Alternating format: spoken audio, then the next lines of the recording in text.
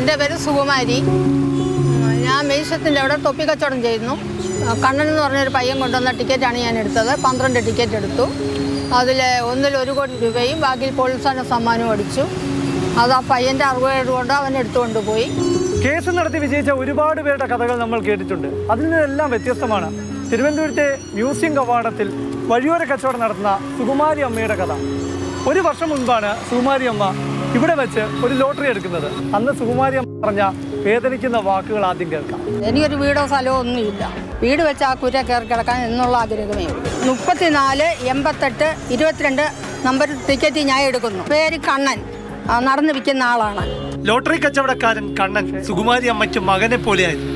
പക്ഷേ ഒരു നിർഭാഗ്യ നിമിഷത്തിൽ ആ വിശ്വാസം കണ്ണൻ തിരിച്ചു പാലിച്ചില്ല.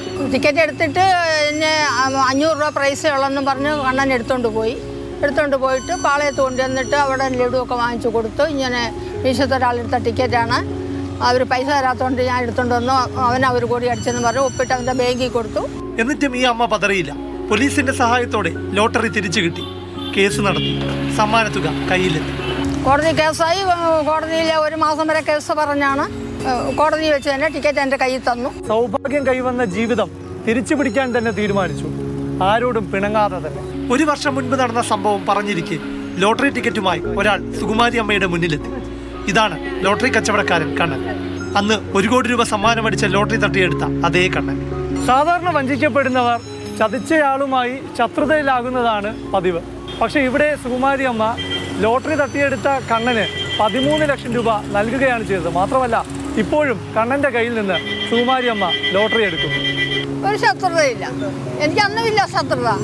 ഈ കേസ് നടക്കുമ്പോഴും ശത്രുതയില്ല. അവിടെ എൻ്റെ മോളും എന്നോട് ചോദിക്കാറുണ്ട്, നിങ്ങൾക്ക് അവനോട് ഒരു ശത്രുത തോന്നുന്നില്ല എന്ന് പറഞ്ഞാൽ.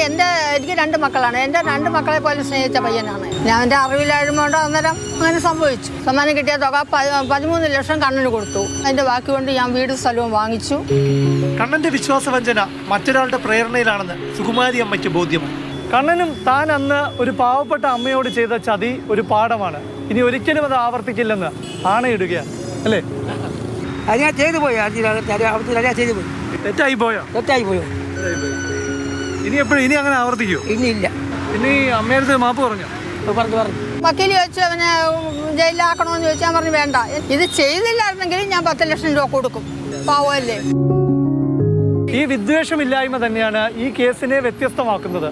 അതുകൊണ്ട് തന്നെ ഈ കേസിൽ നിന്ന് സമൂഹത്തിന് ഒരുപാട് പഠിക്കാനുമുണ്ട്.